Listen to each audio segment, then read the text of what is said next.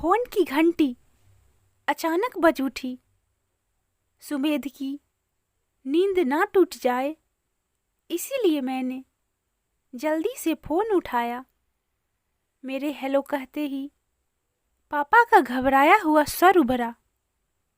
काजल बेटे, जितनी जल्दी हो सके आ जाओ, तुम्हारी माँ की तबीयत बहुत खराब है। उनकी आवाज़ सुनते ही मैं समझ गई कि जरूर कोई चिंता वाली बात है, वरना पापा ऑफिस जाने के समय घर पर ऐसा लग रहा था जैसे बहुत रोए भी हैं। मैंने जल्दी से हाँ कहकर फोन रखा। सुमेध के कुछ जरूरी सामान बैग में रखकर मैं टैक्सी से घर की तरफ चल पड़ी। अभी 1 महीने पहले ही तो मायके से लौटी थी, तब तो माँ ठीक थी। फिर अचानक ऐसा क्या हो गया? घर पहुंचते ही मैं सीधे अंदर की ओर दौड़ी। माँ अपने बेडरूम में ही थी। पापा और शिव वहीं खड़े थे। शिव हॉस्टल से घर आया हुआ था। इसका मतलब बात ज़्यादा ही सीरियस है। मैंने माँ की ओर देखा। माँ एकटक मुझे ही देख रही थी। अब कुछ बोलोगी भी? ये 1 महीने में क्या हालत बना ली है अपनी? मैं हमेशा की तरह माँ से झुंझला कर ही बोल रही थी। माँ ने मेरा हाथ पकड़ा हुआ था। तभी पापा डॉक्टर के साथ अंदर आ गए। चेकअप के बाद डॉक्टर ने माँ को मृत घोषित कर दिया। मैं अचंभित थी कि ऐसा क्या हो गया कि माँ हम सबको छोड़कर चली गई। मैंने भागते हुए डॉक्टर को रोका। क्या हुआ था मेरी माँ को? आपको नहीं मालूम कि उन्हें कैंसर था, जो इतनी देर से पता लगा कि कुछ करने को बचा ही नहीं। डॉक्टर तो चले गए, पर मुझ पर एक प्रश्न चिन्ह लगा गए। पापा चुपचाप एक तरफ खड़े थे। मैं उनके पास जाकर खड़ी हो गई। मुझे क्यों नहीं बताया आपने? तुम्हारी माँ ने ही मना किया था। कहने लगी, सुमेध बहुत छोटा है, उसे कोई इन्फेक्शन हो गया तो वो जीते जी मर जाएगी, और तुम्हें भी वो परेशान नहीं करना चाहती थी। पापा उदास थे, इसीलिए मैं चुप लगा गई। लेकिन माँ की यही सब महानता मुझे अच्छी नहीं लगती। इतना भी नहीं सोचा कि मैं कितना तड़पूंगी उनके बिना। ऐसा नहीं था कि मैं माँ से प्यार नहीं करती थी। मैं शुरू से ही मुंह फट और जिद्दी थी। माँ से भी हमेशा झुंझलाकर ही बात करती थी। मैंने घर में माँ का वर्चस्व हमेशा निम्न देखा। कभी उन्हें अपने अधिकारों का प्रयोग करते नहीं देखा। हमेशा हर बात वो पापा से पूछ पूछ कर करती। मेरी सहेलियों की माँ जैसी मेरी माँ एकदम नहीं थी। मेरी कभी उनसे नहीं बनती थी। पापा के अतिशय लाड़ ने मुझे बिगाड़ दिया था। अपनी हर बात मनवाना मेरा स्वभाव बन गया था। मेरी शादी के समय भी माँ के चेहरे पर सब कुछ था। अगर कुछ नहीं था तो वो अधिकार का भाव था। हर काम ताई से पापा से पूछ पूछ कर ही कर रही थी। यहाँ तक कि शादी की शॉपिंग भी मैंने और पापा ने ही की थी। फिर जब सुमेध होने वाला था, तब संजीव मुझे मायके छोड़ कर गए थे। माँ मेरी बहुत सेवा करती, पर मैं रोजाना ही उनसे उलझ पड़ती। एक दिन माँ फोन पर बातें कर रही थी।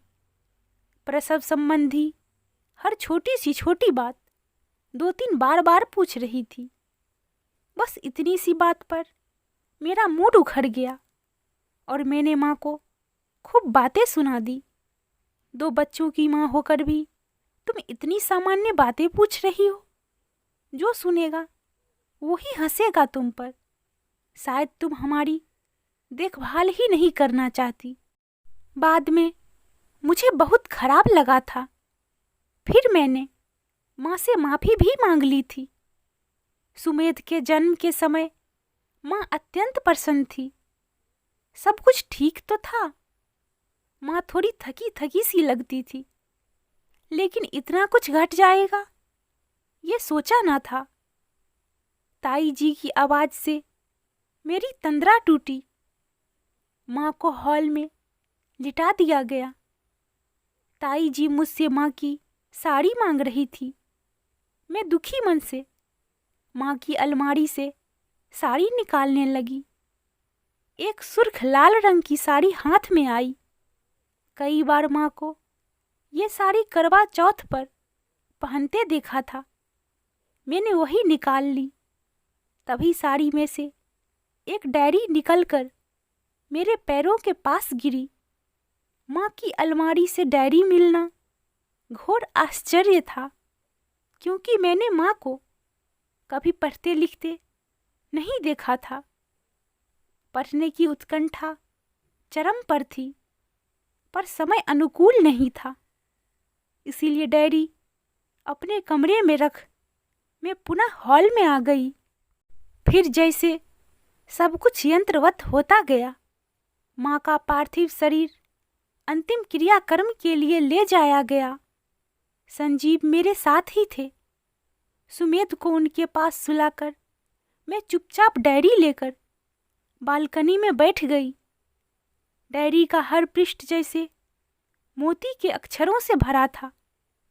ऐसा लगता था जैसे ये डायरी ही माँ की सहेली हो। पहले पन्ने पर पापा मम्मी की शादी की तारीख पड़ी थी। माँ ने वहीं से लिखना शुरू किया था। आज मेरी शादी है। पता नहीं कैसे लोग होंगे। मैंने तो आज तक परिवार नहीं देखा। क्या मैं विवाह के बाद जिम्मेदारियों को निभा पाऊंगी? जब से होश संभाला है, खुद को अनाथ आश्रम में पाया है। वार्डन दीदी के आदेशों का पालन किया। अधिकार प्रयोग करने से डर लगता है। फिर कुछ पन्ने खाली थे। उसके बाद माँ ने फिर लिखा, विनय बहुत अच्छे इंसान हैं। इतने अच्छे कि सुहागरात के दिन ही काजल और शिव का दायित्व मुझे सौंपते हुए कहा, मैं चाहता तो किसी भी लड़की से विवाह कर सकता था, पर माँ विहीन तुम इनकी तकलीफों को बेहतर समझोगी, इसीलिए तुमसे शादी की। रूपाली, मैं अब पिता बनना नहीं चाहता। मैंने भी मूक सहमति दे दी थी। मुझे तो कुछ समझ नहीं आ रहा था, लेकिन अगर आगे नहीं पढ़ूंगी तो माँ का इतना बड़ा राज हमसे छिपा था। काजल और शिव बड़े हो गए हैं। शिव हॉस्टल चला गया है। काजल की शादी में बड़ा अरमान था कि शॉपिंग करूं, पर विनय ने कहा, तुम्हें अनुभव नहीं है, रहने दो। मन हुआ कि कहूं, मुझे तो बच्चे पालने का भी अनुभव नहीं था, फिर भी आपने मुझसे शादी तो की ना। काजल मुझ में बड़े घर की औरतों के हाव भाव ढूंढती है। कभी मेरी बेटी बनकर मेरे करीब नहीं आई, हमेशा उखड़ी रहती है।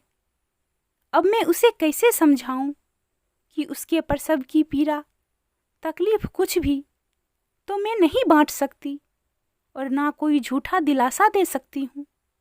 जब मैंने वो दर्द सहा ही नहीं तो बांटूंगी कैसे? काजल माँ बन गई है।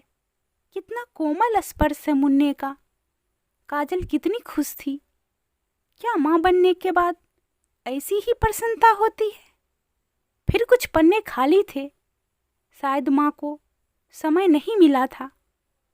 माँ ने आखिरी पन्ने पर लिखा था, आजकल बहुत जल्दी थक जाती हूँ, काम नहीं कर पाती। सोचती हूँ विनय के साथ डॉक्टर के पास जाऊं, पर अभी घर में सब कितने खुश हैं। काजल और मुन्ने के साथ मेरी तबीयत का सुनकर सब परेशान हो जाएंगे।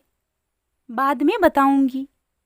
उसके बाद की पूरी डायरी खाली थी। मैं स्तब्ध थी। मेरी सारी गलतियों की सजा माँ ने मुझे सिर्फ एक बार में ही दे दी थी, जब 1 महीने तक माँ मृत्यु और जीवन से संघर्ष कर रही थी और मैं एक ही शहर में रहते हुए भी अनजान थी। माँ, तुम अपने साथ मेरा वजूद, अहंकार, दंभ सब कुछ ले गई। तुम अनाथ थी ही नहीं माँ, तुम हमें अनाथ कर गई। मैं माँ से बार बार माफ़ी मांग रही थी, पर आज माँ मेरे पास नहीं थी। मैं वजूद विहीन हो माँ के वजूद में ही स्वयं की तलाश कर रही थी। दोस्तों, कहानी दिल को छू जाए तो please subscribe, share and like.